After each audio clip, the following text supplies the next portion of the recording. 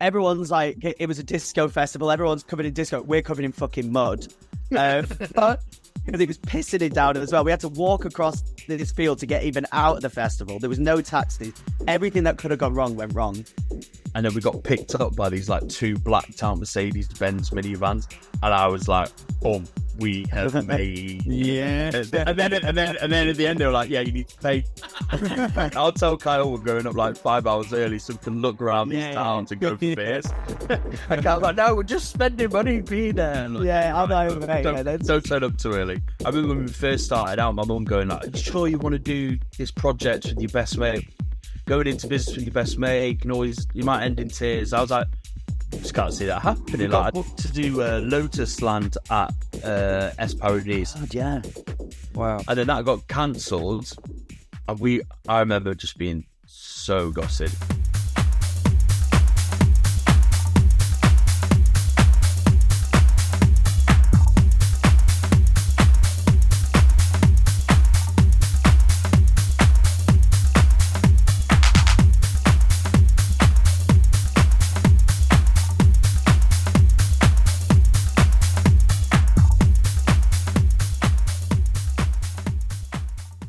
Well, welcome back to another show, and today I've got Mascanada Boys. And I hope I pronounced it right. Mascanada, yeah. Close enough. It's one of those days you keep saying it wrong, and then eventually it's like, oh god, it's lost all meaning now. I know. I've also noticed we've got a northern accent as well, so it sounds... Mascanada. My Mascanada. It's not. A lot of people say Masquerade-nada, which is very... I think we've heard every version of it. Some people... It's actually Portuguese, so... And obviously, we don't speak Portuguese. I remember early on, we were getting bookings for people thinking that we were doing, like, salsa nights. We were like, yeah, we're definitely not salsa DJs. Not yet. You ain't pulled out your salsa dancing yet, no? Oh, well, we've been known to shit that hit by next. We've got some dad moves in the bag. Yeah. So when did you guys found the duo then? When did it all like sort of start? We started the night, so we started The night, sorry. Club night first. I think that's just gone past 4 years, has it? Yeah, it'll be 5 years in September. 5 years in September, yeah. And then as a duo, Mascanada Brothers, that obviously was born from the night. We were our own resident. And that probably maybe a year in, so about 3 years. Yeah, that sounds about right. It's all sort of blurred into one. Yeah. Hazy night. Feels like one long year. So let's go right back then. So let's hear about your guys' like upbringing in regards to music, and where did it all start for you both? Like, where were your inspirations? What kind of music was you into? Who showed you what kind of style of music? Like, let's hear from where it all started to where it is today. I grew up in a household that didn't really play any music. So it wasn't until maybe I turned like 13, sort of around 12, 13, we started like going around to your mate's house a bit more. And then my friend's dad would then show us his tunes. Naturally, you just listen to parents' tunes. Yeah. And it was a lot of like rock music to like the Foo Fighters, AC/DC, which I still love to this day. So I've just always been interested in that like big sounding like rock music. And then from there, for me, it was like an introduction into drum and bass. And then when we first started getting a bit older, like 16, 17, started attending festivals, it was, we were hitting up the drum and bass stage. And then I remember like a clicking point in my head walking past, it was at Wakestock Festival back in North Wales. I don't know, it must be 16. And we're walking past the dance tent, and it was Zane Lowe, who was on Radio 1 at the time, and he was playing like Faithless Insomnia, Darude Sandstorm, right, and all these like big house techno trance tunes. And I was like, whoa, what's this? I was like, boys coming in. All my mates like, nah, that's the rave tent. We're not going in there. And I was like, well, I am. I'll see you later. Went off in there on my own. And then just from there, we think that, well, I know we didn't know each other then, but then we just always just had a love of sort of going out. I know your introduction to music, Kyle, is slightly different to mine, but yeah, mine was just that. I remember the epiphany moment of seeing Zane Lowe. Yeah, for me, in my household, we listened to R&B and hip hop really. So there's like Blackstreet. Like this is coming from my mum as well. We loved R&B really. And then I remember, you remember like the what was it? Top of the Pops had a magazine. Yeah, they would have. Yeah. And it came Smash Hits. Smash Hits. It came with an album. And I remember my brother used to get it. And then I remember that was, I think, the first kind of like dance music that I was listening to was like Ultra Beat. And then I kind of got into the donkey kind of Scouse House sound at school. I went to a bit of a shabby school. Not that music's shabby, but... Oh, I did too. Yeah. So that was kind of like, do you remember Niche? Yeah. That's... Yeah, up in Sheffield. I went to that niche nightclub once back in the uni days. Sick. No way. Yeah. So that was kind of like my introduction. And then, I think, when we went to college together when we were 17, like when we left school, 17, 18, but at the time, like indie music was really big. So that's when we first started partying. But then when we came to London, I think that's when we both just kind of found a massive love for electronic music. Ross was massively into drum and bass. So it's just now, like, 10 years on that, I'm kind of getting into it because I've been to enough nights now. Yeah, but still not seen Andy C yet, though, have you? Still not seen Andy C, no. I don't even think I've seen Chasing Status yet, still. No. Oh, man. That'll be December. Yeah, so good. But I think, did we go to Clapton or something? Like, in the very early days, like I remember we went and watched Laid Back Luke, and then that's when I started to really find a love for it all, really.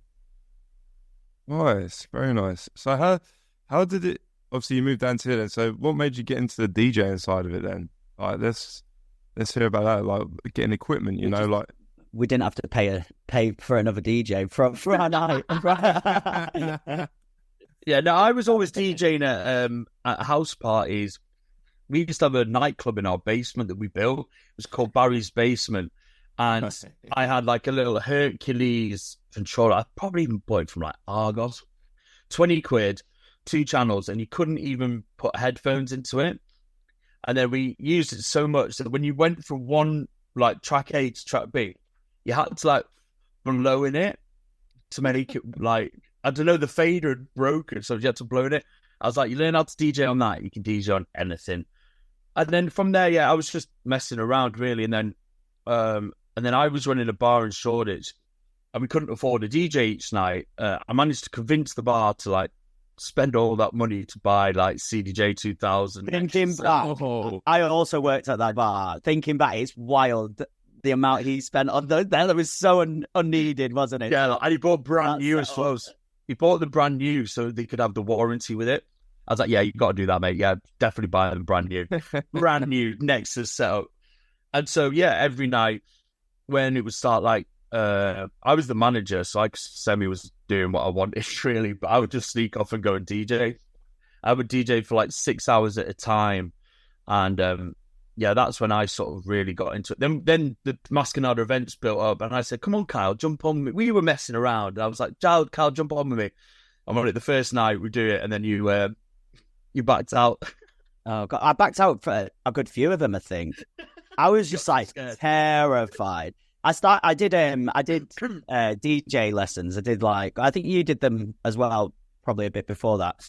And I remember like learning bits in the class, and then I'd go to the bar, and then you kind of show me.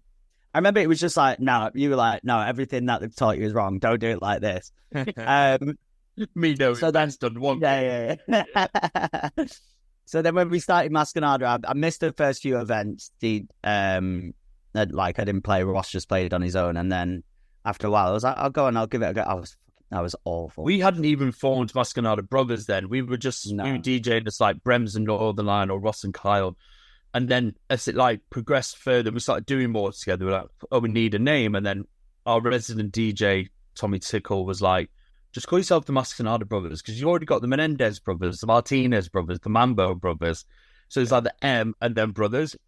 And then, so that worked out, didn't it? And then from there, it's just sort of been unstoppable, really. We DJ like what, sort of 5-6 times a week now. Wow. So where did the night actually form first before you two guys got into DJ? That's right. Right there, yeah. So what made you come up with like starting a night then? Like, like the logistics behind it. Like, what made you think like, oh, we want to do some DJ nights? Or do you know what I mean? Like, where did it all like come from? Like that whole initial of like, let's create a big brand. I think we're at this point, this is like the peak of us like going out. We were hooked, weren't we? We were going out pretty much every weekend in London, going into Ibiza every summer, and then it came about whilst in Ibiza. We went to Pasha to watch Clapton again, and we just decided. It just came that night. I don't know if we'd floated the idea even before that. We were just like, when we get home, we're going to start a club night. We were just so inspired by Clapton, coincidentally, his show's called Masquerade, but that's absolutely nothing to do with why we just pure coincidence. But I think we must have just been so inspired, and you know how Ibiza can inspire you at 9 a.m. sat on a balcony smoking cigarettes and drinking cheap vodka. But it's like, you know, we've been in that situation a million times of where you're promising the world you're going to conquer the world when you get home, and that was something we actually did, wasn't it? We got home and got started on it straight away. We're like, right, let's run how this works. And it wasn't like a thing where we're like, oh, we want this to be our job or anything like that. We wanted to throw a party, and like wanted to have. I think the first party probably would have been like 99% just mates, and the first party we did was a boat party on the River Thames. We didn't sell it out. It was. I mean, it was so much fun, but the stress of doing it, and I think almost like the anxiety, the excitement of putting on an event from start to finish, and we were both just like absolutely hooked on doing it. Like we loved the whole process of putting on an event, from booking the lineups to liaising with like the lighting guy and whatever. We just love every aspect of it. Mm-hmm. Yeah, we had was it 2 or 3 floors on the boat? I mean, we didn't need it with the amount of tickets we sold. I think it was about half capacity. But like being able to program like 2 floors of music and like have a full lineup, and I mean, there was a lot of DJs on board, wasn't there? But I mean, Kyle made the flyer. I made the flyer. I think we made the Facebook and Instagram. This is like, it wasn't before, but like we're much further on now with like media marketing stuff. But it was just like organic posts back then, wasn't it? And it is wild. Like, I mean, trying to drag your friends to a club night now is it's impossible. It's like, it's my birthday on the weekend, and I couldn't even get them there for my birthday club night out. Yeah. I don't know if it's an age thing, but like everyone was just down for it, wasn't it? And the first one went like so well, even though it wasn't full. Everyone had such a good night, and then from that, it did feel very organic. Like everyone was ready for the next one. Then I think from there we picked up the pace massively. We were just the boat party thing wasn't like financially feasible, but we started doing like room 2 takeovers and like. The next one was Colours, wasn't it? With ATFC. That's it. No, and that was our next big one. We did like a couple of like little 50 in Shoreditch. The Halloween. Yeah. But we were just like, any opportunity, we were just like, let's do a party. Yeah, we'll do it. Yeah. We'll come and do a little takeover here. Made no money. Like, lost money. No, that's the thing, right? Because even for me, back in 2012, I was doing boat parties, and I can totally relate to you about the whole stress and the whole anxiety thing. Because we threw, was it 2000? Yeah, 2012. We threw a night at Egg, and trying to get your mates there, and we printed out a banner. I got one of my buddies over, Cleo. He was on like drum code and stuff back in the day, and just like, fucking hell, no one's showing up. And even back then at 2012, trying to sell tickets was a fucking nightmare. Yeah. And you're like, They're like, oh, how many tickets you sold? I was like, oh, I think I sold about 6. They're like, coming from Kent, like, you know. And they're like, oh, well. It's the ticket watching, isn't it? It's yeah, like, refresh. Any more? Oh, we've got another one. Yeah, and they're like, well, you've got warm-up set because you've only sold 5 tickets. And I'm like, yeah. Okay. So, when on your first night, and obviously it's obviously a bit nerve-wracking and things like that, coming down from up north and trying to break into that scene with, obviously there's a higher demand, there's a lot of DJs now, and you like you said, you did things organically. What things were you doing that was make you stand out from other people to get these things? I think for us, we've always had a focus on fun. Yeah. The music policy varies from event to event. So, like last weekend, for instance, we had In Effect play for us, who is signed to Patrick Topping label Trick. So that's a lot more on that like northern sound, bit more donkey, rave focus, 135 BPM. But yeah, we could do another event where it would be more sort of disco house orientated. But the music policy has never been something that we've focused on. It's always been a variety, but the focus has been on the fun. Like, we're quite approachable people. If you've seen us on socials, we're quite silly behind the decks. We like to party ourselves. We just want to put on an event that we would want to go to. And I thought we've always found that, like, the clubbing landscape, stuff can be really serious. Like, promoters take themselves seriously, DJs take themselves seriously. And you've got to remember, at the end of the day, we're here to have fun. It is a party. Exactly, man, yeah. And that's something that we've always sort of, like, had a focus on. And I do feel that, like, people have gravitated towards us. People have seen us and like, oh, yeah, I wanted to party with you guys. Like, oh, yeah, you guys look like a right bunch of fun. And yeah, I think that's sort of what had us stand out. Because when we started, it was towards the tail end of the Deep House era. So that Deep House era did get very seriously and very slow. And then we were started off with disco. We went full-blown camp, didn't we? And it was like... Yeah.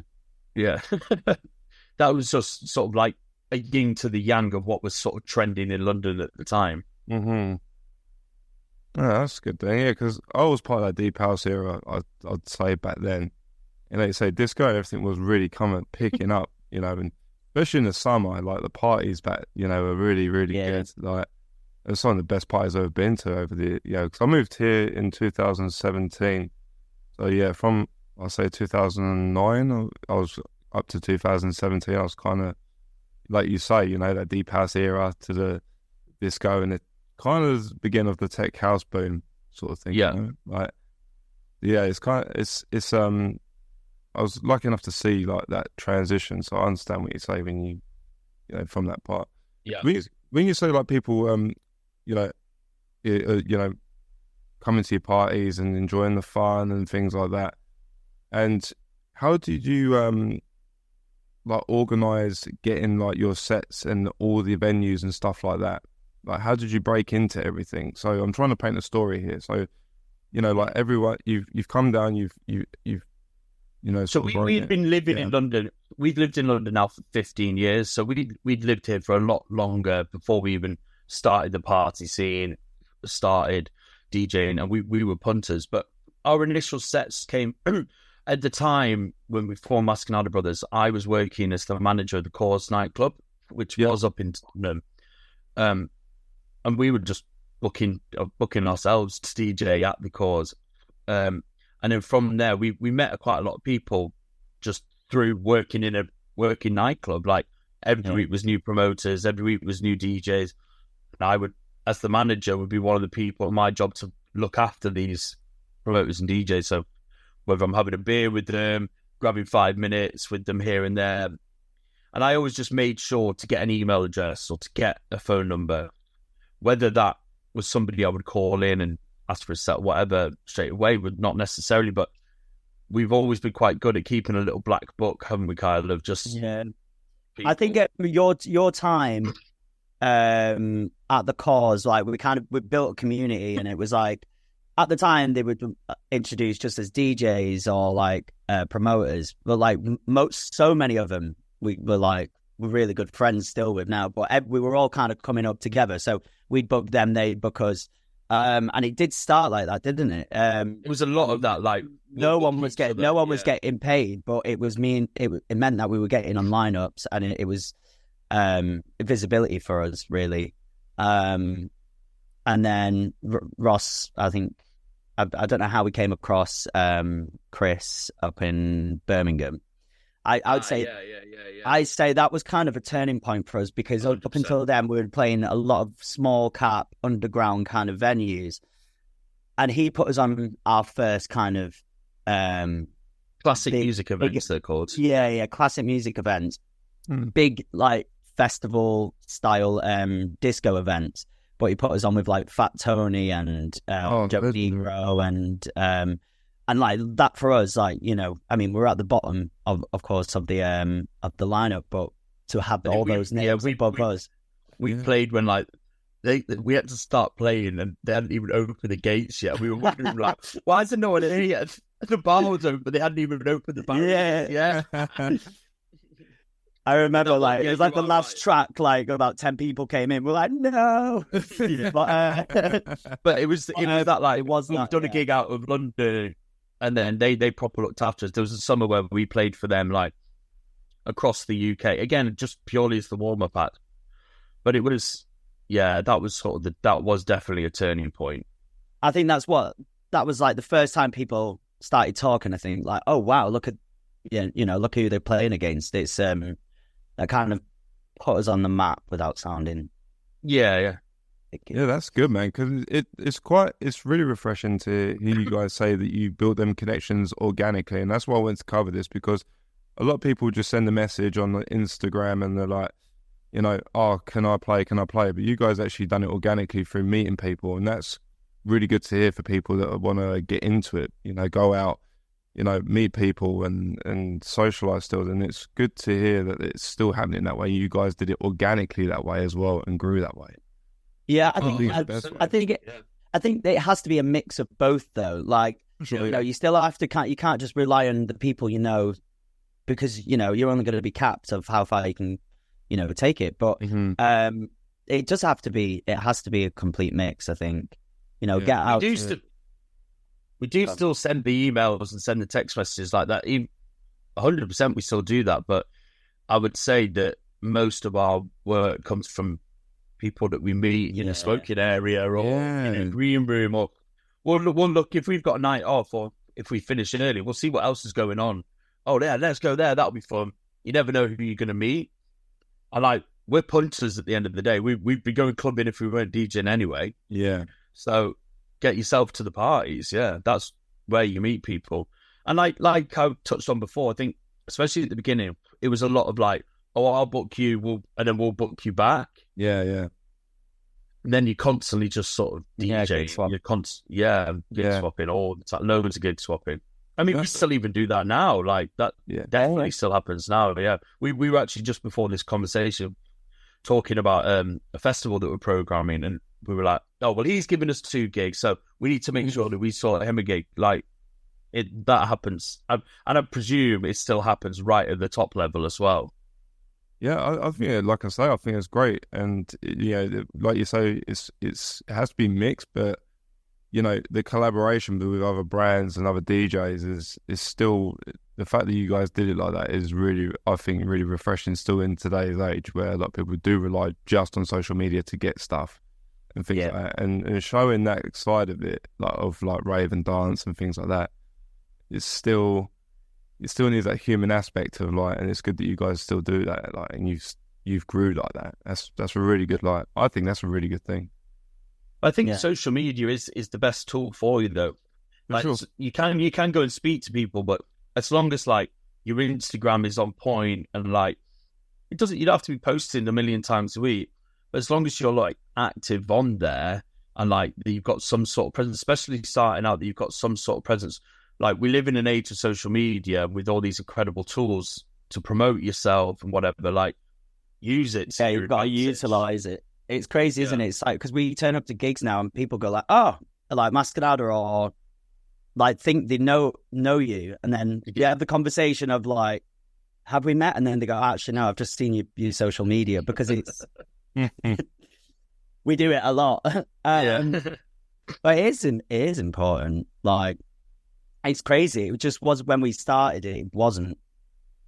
You didn't have to be so present, I don't think. You know, artwork could have been enough to promote your event, but now people want to see faces. You want that engagement. Yeah. Familiarity, yeah. So how did you guys navigate social media to help you grow? What lessons have you learned from the start to now? Like, what mistakes have you made? What lessons have you learned that would help or benefit other people, you know, growing your brand and yourselves? I can touch on because I run the kind of the meta side of things. So the advertisement. And to be honest, like if I could, you know, tell myself 3 years ago, I would have said, if you can pay someone to do it better, do it, because you will save so much money down the line. And also you will see better results. I think, you know, I spent a year paid adverts stuff. Yeah, this is paid ads. Yeah. So on Facebook and Instagram, I spent a lot of time, a lot of money, because, like, you know, making ads that weren't achieving anything really. And then over summer last year, I got the opportunity to speak to, his name's James Toppy. He runs like tons of social media accounts for huge acts, and he just gave me so much free time, which was wild. So I was checking in with him, and basically I'd pretty much been doing a lot wrong for a long time. And it really mounts up. You know, if you're running these big events, we kind of look at like spending about £1 to £2 per head. So if you're selling a 1,000 cap event, that's £2,000 on marketing. Wow. But you know, if your ads aren't achieving, it's just money in the bin. So I would say, like, biggest piece of advice is, like, get to grips with it as much as you can. But it's a world that constantly changes. It changes every single week. So if you can pay someone to do it better, I would definitely. It's an investment. And with the content creation, I think we decided a while back that we were going to sort of be the face of the brand, even before the Mascanada Brothers thing. And we decided to be on camera for stuff. We found that people buy people, not products. That's what we've always said. So yeah, being sort of having like a face to the brand as I mean, I think it's helped us. Maybe it's detrimental in other aspects, but it's almost like Defected. You'll get one post a week from Wes, who's the owner of Defected, talking about his pick records. And like, I always find that the most engaging content rather than just seeing a picture of a record sleeve. Like, I think people want to buy into the process and buy into. That's why podcasts are so popular right now. Like, because it's almost like a glimpse behind the curtain. It's get to see them, like the real them. Like, we put out obviously we do the polished videos of us DJing, and there's loads of people there and smoke going off. And that's one thing, that's fun. But I think people want to see me and Kyle being a bit stupid and also buying into sort of the friendship, because we are real best friends. Kyle's the best man at my wedding. Like, we are actually mates. It's not put on for show, and people like to see that, I think. Yeah, I saw that old if you've got the other day. Yeah, the hairstyles are rocking it, I tell you. Mate, you've not seen nothing. You need to see Ross like 12 years ago, and he's got long hair. Oh, is that during the what's it called? The indie stage, wasn't it? I had long hair like that a little bit. Hate to say it. Yeah. Same hair as his mum now. Oh, that's that. No, but it's it's good that you explain that, because, like you say, you see all the highlights and all the glory on social media, and that's why. I mean, I started this podcast 3 years ago, and I went to hear people's stories because, like yourselves, I just love the scene. I love hearing people's stories. I like talking to people, like yourselves, meeting people, and on the dance floor and just chatting and exchanging, details and find out what they do. So yeah, like you say, I like, that's why I did this, because you get to see what these people are like behind the scene. You know what I mean? And that goes on to my question then, like, how do you guys sort of draft up like your set then? Because obviously you guys have you have your individual music taste, but how do you guys play together, and how do you guys, talking on the friendship, how do you guys sort of blend together to make a good set with your styles of music? I think, like, aside from like a couple of sub-genres that we wouldn't really touch on in our sets, it's strange how in sync we are. In sync, yeah. We had a radio show for 2 years, and we'd each download 10 tracks or something, and it was completely like spot on, but none of us somehow picked the same tune. So I think just working together for years and knowing the kind of sets, we've done quite a lot of different kind of sets now. So we kind of know, like, oh, is this going to be like a cool disco one? Is this going to be like on the nose, like Glitterbox? Is this going to be a tech house? Is it going to be... yeah, we'll have a little debrief, won't we? Sort of the day before on what sort of set we're doing. But that's really sort of it, yeah. We've always said, though, if we ever do Boiler Room or something like that, we will. Oh yeah, yeah. We will set it on for the in the universe. Turn it up with the same 5 songs. Yeah. But I think there's also in the DJ booth, there's a lot of conversation going on between us. We're constantly talking on sort of like noticing the crowd. Right, they're liking that, they're not liking that. Okay, I think we should take it a bit more this way. Let's speed up the BPM. There's even though we might be talking about, can you make me another vodka and coke? We're not. We're talking.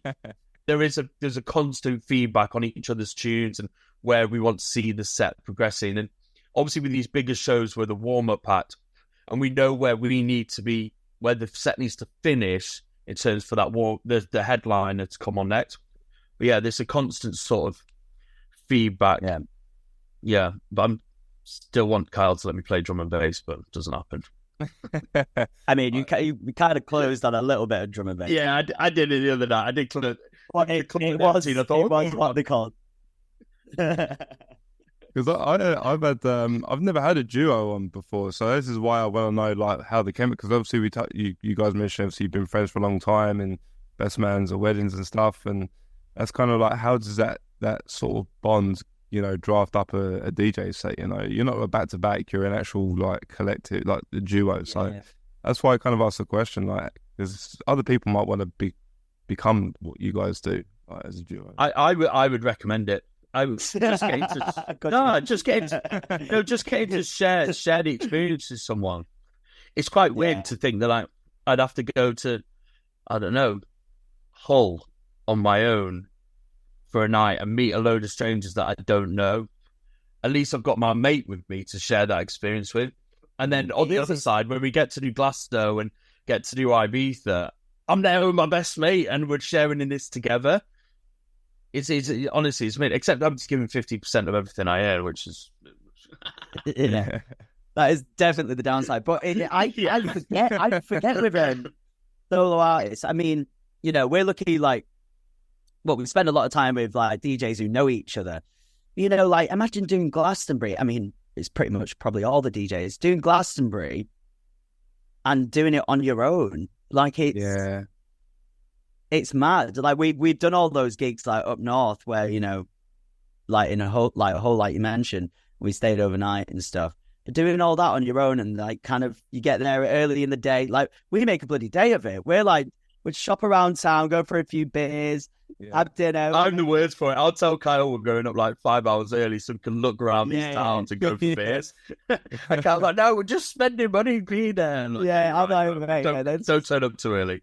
I'm like, I like to get to the gig like an hour before. Ross is like, let's get there at the beginning of the night. We'll help him with tickets. You're like the first on the dance floor. I'm like, oh, we've got such a long way. But I guess like if you were playing alone, I don't know if you'd want to be going there too early. Okay. It is definitely a touch doing it with your best mate. Yeah, and also just sharing the workload as well when it comes to like the admin side of it. We get double the amount of work done in a day because it's wicked. Yeah, I don't know. Like the other day, we needed a tune just finishing off. So Kyle was able to go to the studio with the engineer. It was just a case of just some finishing touches. while I can be on emails and dealing with the promoter that needed something sorting out for a festival. And it's like, both of those things needed to be done that day. And there isn't enough hours in the day if it was just one of us. So we're lucky that we can sort of split up, and we're constantly on the phone to each other. Like, right, this needs doing, that needs doing. Yeah. Yeah, we have like a debrief in the morning, every morning. Like I call it to wake me up. Are you awake yet? And he has to go at me because I'm at the gym. It's funny. It's like we both our partners like nag at us because they're like, oh, like we ignore their calls or whatever, and it's like, oh, it's all right if it's Mascanada or it's all right if it's Ross. But yeah, we're on the phone to each other pretty much the whole day, and then we see in the evening. It's a lot of Ross. So do you guys ever have like a bit of a tiff between each other, like when it comes to like coming up with sets or organising stuff, or is it literally just plain sailing, like little brotherly arguments? We've nailed it now. Would you like a big like diva breakup? We have like the Spice Girls. You got to break up for like 6 months, then come back together. I think we're both too laid back, and we both know each other too well. Yeah. So it's like we had these little moments where I'll have a nag at you. It's just more often than not me nagging at you, but it's never taken into the next day or anything. It's never even develops into an argument. Do you know what I mean? Yeah. We were chatting this the other day. I remember when we first started out, my mum going like, "Are you sure you want to do this project with your best mate? Going into business with your best mate, you might end in tears." I was like, I just can't see that happening. Like, I don't see how this could go wrong. Yeah.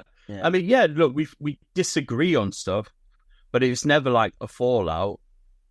That's cool. Yeah, and when it's disagreements within like running an event or whatever, I think we both respect each other's decision or opinion. Like you go like, "Oh, I want to put this person," I go no, and then it's just done. Or like I say, "Oh, this would be good," and you're like, "That would be crap." I'm like, "All right," like it's just Only when you go to a hole though, like only when you go to a hole like 5 hours early and just spend a lot of money on drinking beer. What? Say that again. Probably go and drinking beer at all. Yeah. Let's go 5 hours early and just knock back about 10 pints each. Yeah, sounds good. Not a good idea. So, with regards to festivals, then I'm going to go into like the places you've played. Like, you know, obviously you mentioned Ibiza and Glasgow. I've seen you've done snow bombing and you've done secret parties and stuff like. So I like to research into my guests before I have them on. So, how did you go about getting these? And obviously, like you mentioned earlier in the podcast, like you did the underground parties, and obviously you're breaking in and to different parties and stuff for meeting other people. But how did you break into these big ones like Glasgow and Ibiza and things like that? So, obviously, there's two aspects to the Mascanada project. There's Mascanada Brothers, the DJ set, and the Mascanada event. So, our first sort of big festival that we did would have been Into the Woods, where I approached them. I just DM'd them on Instagram, said, "Can we DJ?" We did that for free. And then we built a relationship with them. Then the next year, I just said, "Look, we'd love to come and host a stage." And then sort of once we'd hosted that one stage and proved that the Mascanada event does work elsewhere, that then came from that. The Glasgow thing, we were approached by Glastonbury to come, and they'd seen us and sort of saw what the party was about. Like they do with loads of different promoters. You still see at Glasgow pockets, other promoters from across the UK come and do stuff. We were approached that. And then that was the same with snow bombing. Snow bombing, we actually had to do like a pitch on sort of what our idea was going to be for that. The festival scene, I think it's really hard to break into it, but once you're in. I don't know if you know what I'm trying to say. It's like, it's what I think it's the end goal for most DJs is that the UK festival scene. I think it's the best it is in the world. But yeah, it's we started off doing quite a lot of small, like local based festivals, didn't we? And then I think mainly El Dorado. El Dorado was our first like big one. Wasn't it? That was a stage takeover as well, wasn't it? On the first. Yeah, that was 3 years ago. 3 years. And then last year was our like we did 13 festivals last year, with Snowbombing and Glasgow being at. And again, once we had sort of Snowbombing and Glasgow on the CV, it was like, all right, these guys are serious. And then other festivals then started like approaching us and looking into us. And then this year we're doing, I counted today, 20 festivals. What? Yeah, we're at 20 festivals this summer. Wow. Yeah, I think we've only announced the Festival on the Pembrokeshire coast in July, El Dorado, Snowbombing, and Snowbombing. Yeah, the 3 that we've announced so far. So it's another 17 to go. I'm excited to sort of like, it's my favorite time of the year. Yeah. I love festival season. It's just like, well, I'm completely like a newbie to festivals. Like, first time I ever went to a festival, I was playing it. So that was like, 2 years ago? Yeah. But I can't imagine. Yeah, but completely converted. And I've got a driver's license now, so that just changes a lot. But I can't imagine summer without doing the festival circuit now. It's like, that's what it is. Like, it's, last year it's very much like play one. And I mean, we're not camping at all these, but like play one and then you drive to the next one, play that. Definitely. I think for our sanity, we need to be in and out now. Our first year, we would wallet. Stay for 3 days, enjoy the whole festival, but it's just physically impossible now.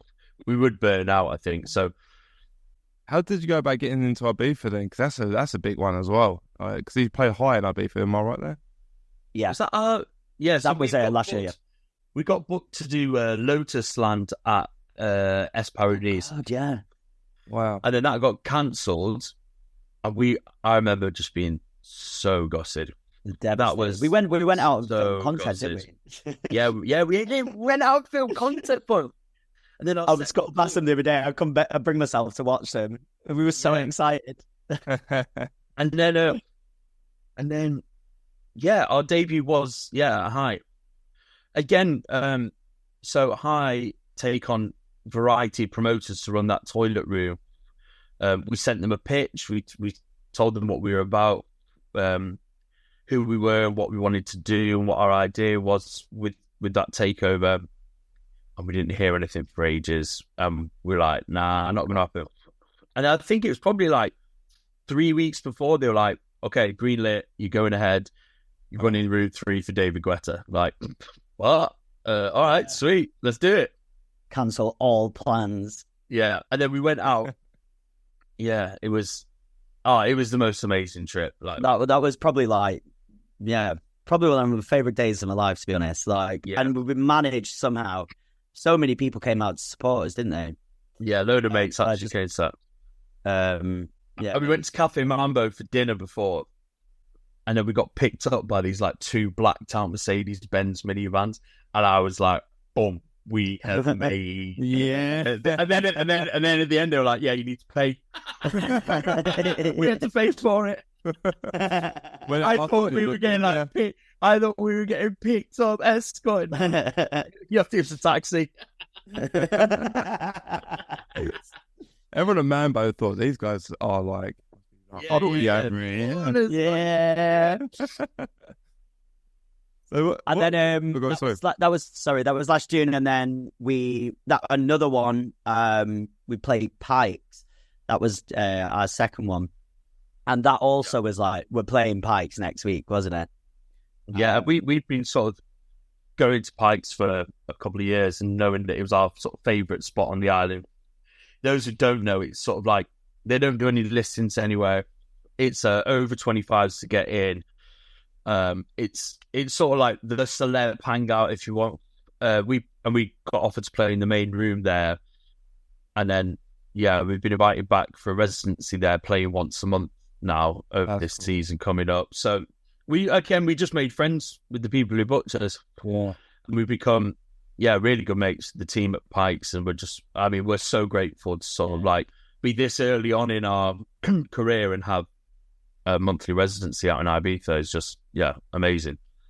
Yeah, that's a great achievement, boys, because that's it just shows like you say, the hard work, dedication, and like meeting people. Like, it all pays off, right? And like you mentioned earlier, like with sending that email, just shooting it out there. You're not getting anything back, and then like I go 3 weeks before the event, boom, you can have it. It is, like that's cool to hear, because I would think, oh mate, they don't want me. Then all of a sudden it comes here, you're like, oh, this is that's.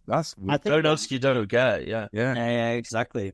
And I think we have loads of times when we don't hear back, but there is a lot going on behind the scene. One of our best mates and resident, he also works for WME, and he's always explaining, because he sees the inside chat, and there is discussions still going on.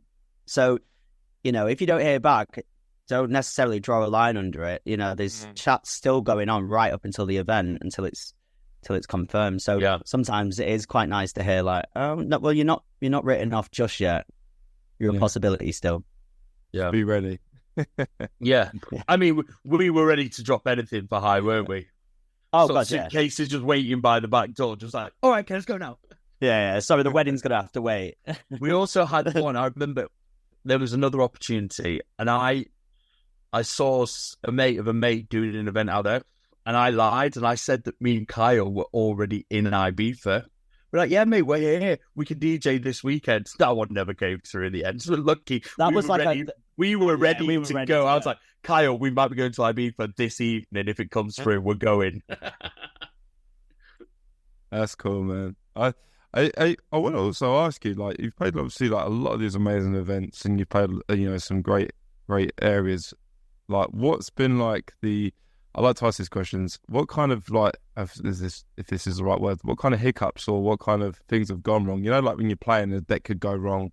Like, what sort of things have happened like that over your experience? Because they do happen, but no one really highlights them. I'd love to hear. I had one. I put it on our socials. You scroll back. It was in November. It was in Newcastle, and one of the CDJs just like went. So I DJ'd off one CDJ for like 20 minutes.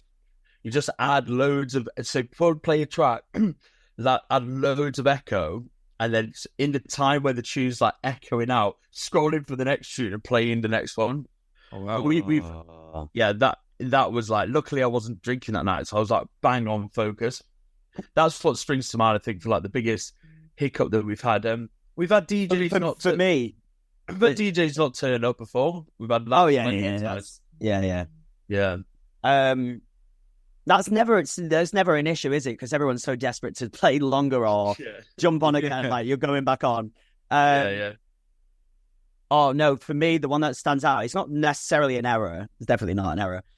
But we played it. We were playing a festival down south, and we had to go all the way to, where was it, Nottingham or somewhere, for another festival. That's definitely biggest crowd we've ever played. I think. Oh, I know what you're going to say. Yeah, it was the biggest crowd we've ever played. Biggest crowd, it's like 3,000 people. Wow. And we get up there, and there's a V10. And like, the V10. Not only that, we had like a tour manager for the weekend. It was supposed to drive us from one festival to the next one.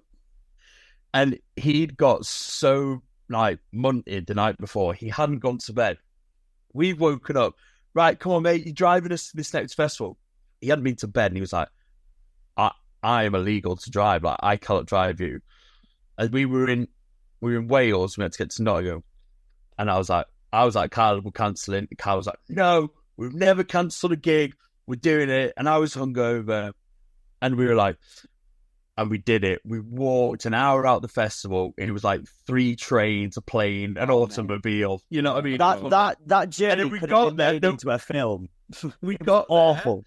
And the tour manager turned up 5 minutes before we went on stage. He was like, all right, guys, I managed to sober up and I'm driven here and I'll drive you home. We're like, you could have driven us the whole time. Like, that reminds me. That reminds me of, I don't know if you remember it or watched it, but on Only Fools and Horses, where they do the Jolly Boys outing and the bus driver gets drunk and have to... And Den's left to drive, God, that whole thing, do you remember? Like, it was because we had to get up at like the crack of dawn to travel across the country. Got there like 10 minutes before the set. Everyone's like, it was a disco festival. Everyone's covered in disco. We're covered in fucking mud. But because it was pissing it down as well. We had to walk across this field to get even out of the festival. There was no taxis. Everything that could have gone wrong went wrong. We went on, did our set, and went straight back, didn't we? I remember we finished our set, and then there was that singer that came on after us, Jocelyn Brown. Jocelyn Brown, and bless her, she's like not as mobile as she used to be, and they had to get her up the stairs, and the sound tech's going like, keep going. Like, we've done our set, like just when it's like you have your big closer too. And then there was another big closer, and another big closer. We're like, God, this crowd must think that all we do is just like play classics. That's wicked. That's cool. And like, was that last year? Sorry, go on. Oh, go ahead. You go. Carry on. Yeah, not last summer. The year what it was. Yeah. So, what would you say have been the most like for like the best moments in your careers where you've been like, wow, this is. I know the Black Mercedes was one of them, but like. But like what like sort of stood out to you the most and made a big impact on you guys? I think, it has to be for High for me. Yeah, I know you're going to say Glasgow. Yeah, for me it's Glasgow. Yeah. But yeah, go on. No, just like turning up to High, the club was empty. We got like a tour of like, walked around the main room. They look after you so well as well. And then we went up to the green room. And it's full of like really like posh Americans in the big hats. And then next minute, David Guetta walks in and he's just like, we're having a cigarette and he's like walking in with all his crew. That was a moment for me because I was like, up until then, we'd played on some good lineups, but nothing on this. Not David Guetta. Yeah. Not David bloody Guetta, no. Yeah. Yeah, for me, it would have to be, the first time we did Glasgow. For me, I've been going Glasgow for like 13, 14 years now. I like that. That's it for me. I'm not going to twist the camera, but I've got Glasgow pictures all on my wall here. Like, it's a big thing for me. And then I'd say in January, when we got our first track signed, I think I was away on holiday at the time. We both took January off work, and we signed a record deal. And we were just like, we'd made these tunes in our bedroom, and then to finally, we'd sent it off to a few labels. We didn't hear back, and then we managed to sign to like one of our sort of dream labels, and it was just absolutely that moment. I was like, oh shit, like things are stepping up now. This is we're going to another level now. This is when you just picture the future in your head sort of thing. I was like, this really is going to be the start of the next chapter. That was a moment for me. That's cool. And that kind of takes me on to the production side of it then. Like, how did you guys break into production? Like, where did you all start? I think like right at the beginning, it wasn't an interest of ours. We were so kind of consumed with the promoting side of it and then the DJing. But I think it is just like natural progression. Like I think it didn't feel like a too thought out maneuver. It was like from a general interest in producing. So we both downloaded Ableton, bashed around with it for a while, and then actually we came up with some pretty decent stuff. So then we started, taking it to the studio and working with a few other people. We've probably been doing it over a year now, isn't it? Like second year? Yeah, probably about 18 months we've been producing now. I was like the beginning of it was messing around, but I feel like it's something that it's a completely new thing for us. But we're starting to see some results from it. So it's definitely something that we're definitely spending a lot more time on now. There's a lot more focus of us making tunes, and we work with a great engineer and producer, Lewis John, who helps us like finish our tracks off.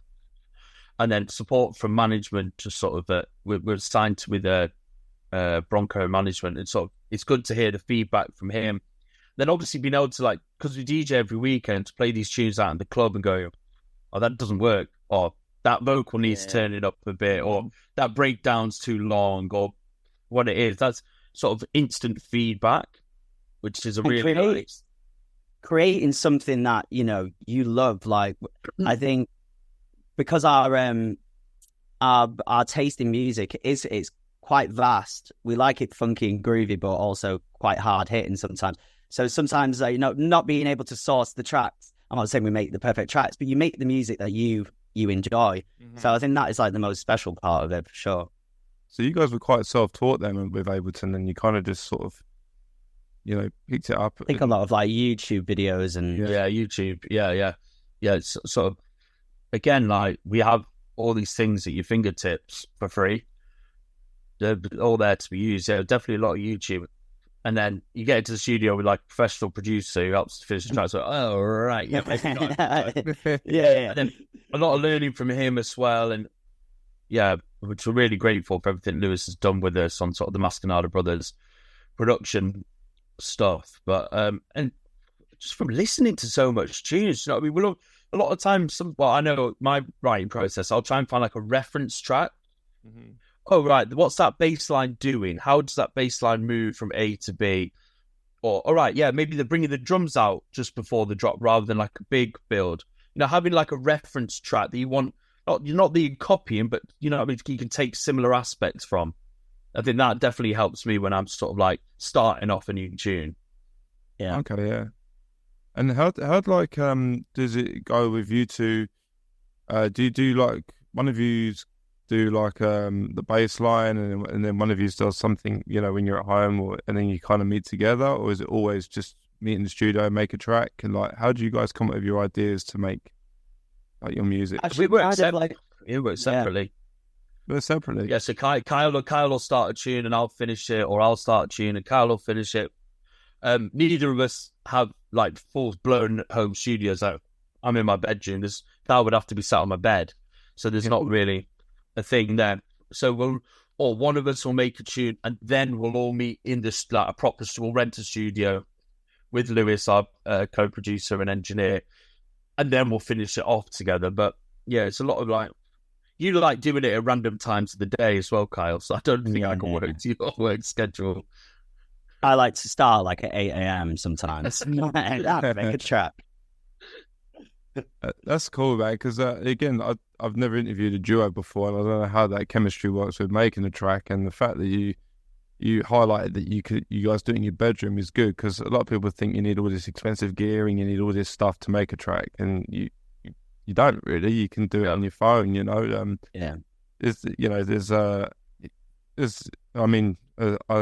of my friends, Jordan Peake, he recorded had a vocal on his phone, and he made a track from that, and just work with that. So it's good that you guys highlighted that you can just do it there. And I'd say a good pair of speakers and a laptop is all you need, really. Yeah.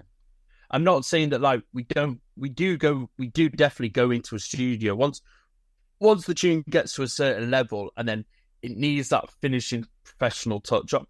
We will go into a studio and like work, like I said, with another producer. Yeah, do you know what I mean? To bring it to that professional finishing touch level. It's not that expensive. Like we pay him a day rate to do that. But I think if you think that you've made a tune that is good enough, it's worth spending that £100 to go in with somebody and just get that finishing magic on it. Because you don't want to be sending unfinished tunes to record labels. As soon as they hear that it's not like had a bit of a mix down on it, it doesn't have to be a professional mixer master, but as soon as they hear it's not been fully done, they're not going to listen to the whole track. Okay, yeah. And what about reaching out to labels? How do you draft up the email and approach a label? Like, what's the structure that you guys do in your approach them, and how do you find what labels you want to sign to? I think a lot of help has come from Connor, hasn't it? Our manager went on the signing side of things. I think we've got an idea.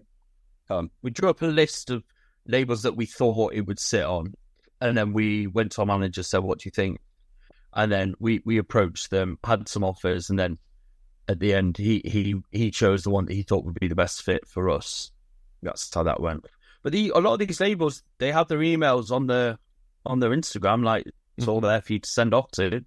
Yeah. That's wicked. Yeah, no, it's good because, like I say, other people that listen to this, that your information might benefit them and might help them, might inspire them and things like that. And while you mentioned a manager and obviously Mascanada and the brand, how did you, when did you decide to turn it into a business and get a manager? Like, what stage in your careers did you decide that you needed that? At what point? It's kind of a recent thing, really. We've known Connor quite a while, like a few years. and he already manages a few other artists. So I think he was giving us kind of like impartial advice along the way anyway. But I think, I mean, we've at least for the last 2-3 years, we knew this is the Masquerade project. We want to take it as far as we can. So there was always going to be a point when I think you need to start looking at having a manager, you need to start looking at agencies and stuff. And it just felt like the right time, I think, to go with Connor. And so it's very recent, but I think, with all the new music and stuff like that, it's not really a field that we fully understand. We come from the throwing part, you see. It's not, we had no experience whatsoever in approaching labels and speaking about, the lawyer terms and sort of commission here and rights here. Like, we did need help on that. That's not to say that people can do this without a manager. But that was just a decision that we made. But our manager doesn't get us gigs, and that's not his job. His job is to sort of build the brand itself and help us advise on stuff and sort of grow the business aspect of stuff, as well as the tunes side of stuff, the releases. But I mean, Connor's a friend before he was a manager, definitely, and we're really grateful for everything that he's sort of done for us. Yeah, he's always seen the bigger picture with things. So he knows right now where we're at, but he definitely knows where we aspire to be and how we have a sort of pitch on how we want to get to where we want to get to. Yeah, I'm glad you mentioned that, because a lot of people think when you get a manager, that automatically means more gigs. But no, you guys are doing it, I think, the right way, which is investing in developing the brands, which will gain you more gigs. So it's more for that aspect, right? And I think that's an important thing. People think, a manager's job isn't to get you gigs. That would be a booking agent, and we don't have a booking agent. We were with someone for a while, but they didn't work out. But we deal with our own. We do all our own bookings ourselves. Yeah, I'm glad you highlighted that. Yeah, because a lot of people think that that's going to make it easier for them. Yeah. No. Yeah, that's cool. Yeah. So what's the future plans for you guys then? Like, what can you reveal? I know you've got obviously a lot of festivals to play this year. So the festivals that we've got coming up, we've got Westival, we're at Brockwood Festival on the Tabasco stage there. We're at Eldorado again for the third year running. And then we've got so many exciting stuff coming. And then we just this last week announced that we're going to be at Ibiza Rocks with the Love Juice crew. We're playing for Love Juice now for a number of years, so absolutely buzzing to be heading over to Ibiza with them. And then, of course, the Pikes stuff. So pretty much the last Thursday of every month. Some of them, it's the second to last Thursday. But and then relentless gigs in London. At the moment, we're in the middle of our Oslo residency, but by the time this comes out, it'll be done. And then, we've got... We're also sitting on a load of music as well that we're going to continue to keep pushing. But, I mean, we've had interest from a couple of labels, so... I think it's definitely going to be music focused, music focused, for us, Oh man, I love the Oslo video. You thought you were going to Norway or whatever. I was like, mate, that we got stopped on the first take by the police. We literally machine guns and everything. Like literally, can't film in here, can't film. Wow. It was only a test one on it. They were like, "You guys need to leave." We're like, "Oh god." Managed to get a video out of it at least. Yeah, that's another question as well. Is how do you guys come up with the ideas and the concept for your social media? Like for me, I make videos and I do a podcast, but I don't really do much of the whole. Because like you said earlier in our conversation about utilizing social media these days, obviously to do everything. How do you guys come up with your sketches? Your what's the word for it? They're like ideas. Ideas. That's it. Sorry, and things like that. Everything kind of was like one tone, I think, for about a year of like, "Hi, we're here at Oslo. Come see us play."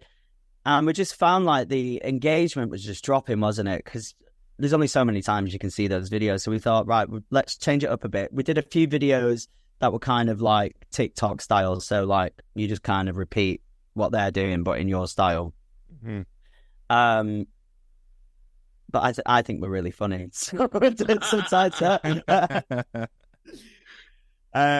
Yeah, they just come up with an idea, didn't we? Like I think we got to Oslo, we hadn't had an idea of what we were going to film, and then we got there. I was like, "Is Oslo a place?" But then it just spiraled way out of control. Let's go to the airport. Yeah, no, let's go to Norway. Right, can't No, Norway. So let's just go to the airport and pretend we're going. But yeah, That's wicked. Do you get like nervous when you like start doing like camera work on a good like on social media? Because how would you like? Obviously, I'm always nervous. Ian, I've been playing since I'm 34. I've been playing since I was like 18. But like and I still get nervous to this day. Do you guys still get nervous like when you got gigs and you're gonna play? No, like I mean, back in the early days, yeah, terrified. Yeah. Once I felt like I was comfortable with my craft, comfortable like playing, like with. I remember the first few gigs that I did on my own, I was terrified because I didn't have Ross.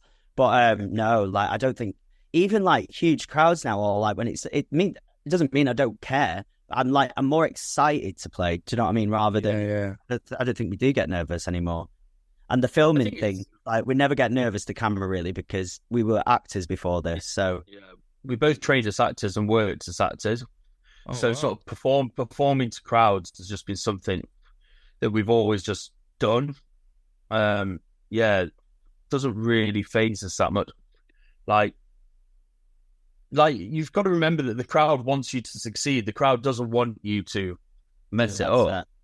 Yeah, they're not there to like. You know what I mean? Where would you ever go to someone saying, "John, I really hope they mess it up"? Like you just wouldn't. They're there. They want to have a good time, and as long as they, and also when the crowd sees you up there relaxed and having a good time, then that's going to be let them know, right? Okay, this is a relaxed and fun environment. If you're up there and nervous and whatever, then they're going to feel, they're going to mess it up, and they're watching for it. But yeah, I mean, we haven't played that many humongous crowds, but bring it on. Yeah, that's cool. Actually, just from like what we have experienced, it's somehow easier, I think, playing to a massive crowd or a big crowd. The lighting and everything kind of takes away. But when you've only got like a few people just stood right next to the roof, just staring into your soul, sometimes there's always like 18-year-old bedroom DJs or like that over the next, watching your mix. Like, yeah. Wait. So what's this track then? Like, yeah. Don't want you want to press the sync button. I've had someone like with their USB like asking to go on. Yeah. Really? Do you guys still get like, requests and stuff, or do you just like? Depends on setting. Yeah, not in a club because it's quite clear. But sometimes when we do more like private events or smaller functions, it's like, yeah. Have you got any reggaeton? It's like, mate, I'm playing disco music. Like, obviously, I'm not going to just switch it up to reggaeton. But we had a period of doing quite a lot of like corporate stuff. And yeah, to be honest, they're the gigs that I dread when it's like, you have to do something for a client and like they want this, or then the client gets a bit more pissed and they think that they're the DJ. Oh, nah, drop this tune because you know all my mates in the office love it. And it's like, mate, it's like a Prodigy tune or something. It's like, mate, I can't. This is a corporate. Everyone's having dinner. I'm not just going to play Firestarter by Prodigy. Like, it might be your mate's tune, but it's like, it's not appropriate.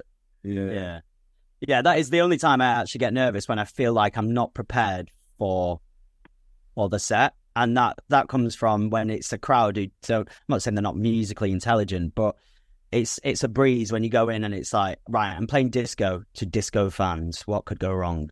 But when you get in, like, I played that bar the other day and they were like, yeah, if you could just play like really like loungy disco. And they were like, okay, at 9 o'clock, can you just go straight in with Candy? You know, it's Candy. I was like, what? And then that made me nervous because I was like, I don't have a wedding set. Yeah. So that's not who we are.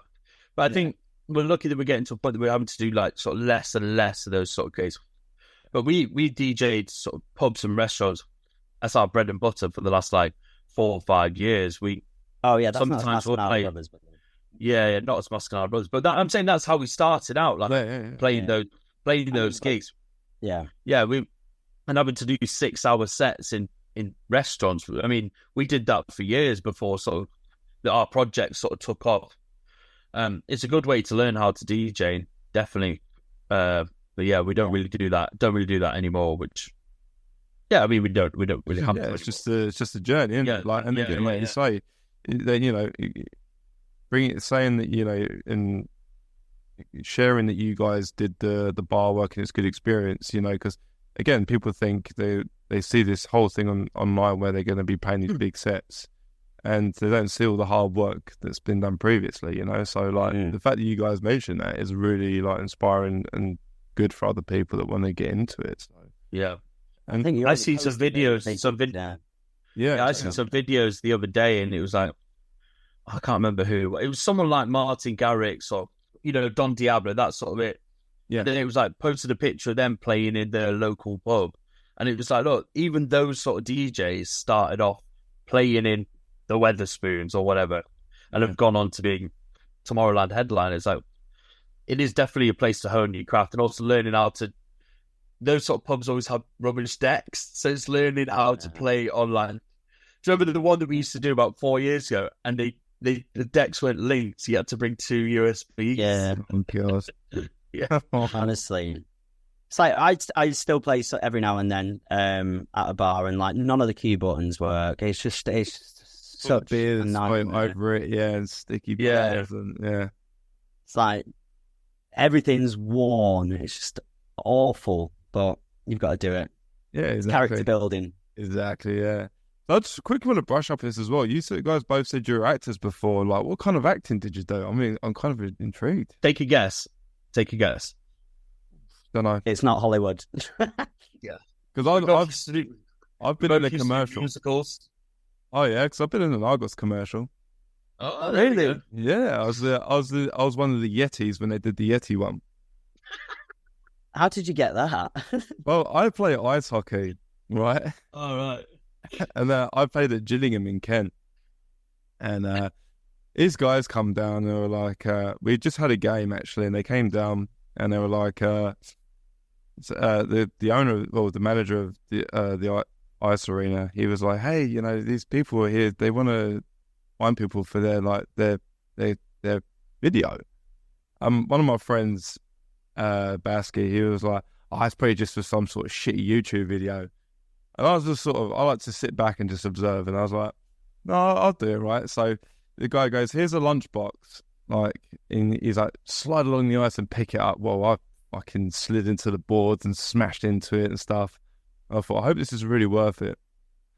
And he was like, okay, cool, we'll be in touch. And they got my height. Said, wow, you're 6'8". I went, yeah. He's like, wow, on skates, you're like 7 foot. I went, yeah. He's like, oh, okay, cool. I get his phone call. He's like, "Hey, Brad, you've been invited to come down and do some, Screen test. Yeah, and get into do some choreography and stuff for an Argos advert as a Yeti." I was like, "What?" He was like, "Yeah, Yeti. We're going to put you in a Yeti suit." I was like, "There's no way." And we filmed this in Poland in the height of summer at like 38 degrees in these suits. And I've never been on a movie set, but man, you get treated like a king when you're doing it. I had everything. Yeah. Everything. What an amazing experience! Oh, it was crazy. Yes. Well paid as well, adverts. Bet you're laughing after. I said the well paid adverts as well. Yeah, it was. I said to my boss, like, "You okay with me doing this?" He's like, "Yeah, mate. Not many of our employees get to become a Yeti on an Argos advert." Yeah, I've done that really. That was my claim to fame. But yeah, what kind of stuff did you guys do? Yeah, we both in theatre. Theatre. Yeah, that's sick, mate. I love that stuff. But yeah, we did that. Well, that's what we trained in. We went to college. That's how we met in Manchester. Went to college to study that, and then we moved to London together to go drama school at 18. Nice. And then kind of did the shows from being like 21. That's cool. And they are like well-established DJs and a brand now. I know it's a very different. I feel like we've lived two lives really.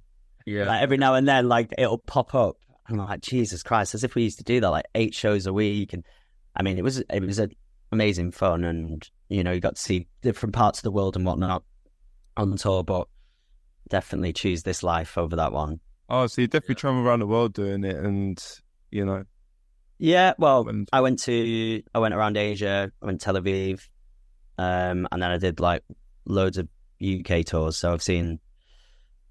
You've already done Hull. Yeah, That's why I want to go and see Hull. I think honestly, I think your guys' story is amazing. Like, I didn't know about the acting thing, but the fact that you did that and then you went into DJing, it's like you like studied in one career, then you're like starting fresh, brand new. It's quite a big jump, like you say, living two lives and then going straight into that and building that brand to make it successful and what you've done so far. And obviously, this isn't it. This is just obviously kind of this. You know, you're really kicking it off now. And it's just a love for it. Like you were saying, you love it. Like, we love every aspect of the scene. If we weren't DJing, we would be out partying ourselves. We would. We'd be up. Yeah, I remember the point. It was kind of like just before COVID, wasn't it? And I decided I was going to be. I think you were already DJing by this point, but I decided that I was going to give up acting because I'd done it. I felt like I'd reached its peak with it. yeah, And I was really frustrated because I was like, what do I do next? Like, all I like doing is going out and listening to music. And Ross was like, just be a DJ. Easy. It's that easy. yeah. I've got. Oh, yeah. an answer. Oh, yeah. Yeah. That's cool. I appreciate you guys sharing your story. I hope you've enjoyed being on the show today. Oh, I've loved it. Yeah, that was really fun. Yeah, thank you. Yeah, no worries. I hope. What you got a lot of music coming out. We're sitting on a lot of music that's coming out. When are we sort of looking to see, like, this year, like the releases, like the schedule for your releases? So the first one is due on the 29th of March. So by the time this comes out, it'll be out. Yep. iTunes, Spotify, Beatport. Take Me Higher on Part 4 Records. Part 4 Records. Ooh, there you go. nice. Yeah. There you go. That's And it. what- And then more music coming over just sort of summer onwards. Yeah. So just keep an eye out on socials for everything at masconada.ldn. Everything's all on there. Nice. Very busy. So that's good to hear. It's good that you guys have got it all scheduled out as well and you've got it all planned. And Amazing stuff. Well, thank you for having us. no, Thank you very much. I hope you guys, like I say, you've enjoyed it. And we'll have a good one. And I wish you all the Nice best on one. your future stuff. Cheers. Nice one.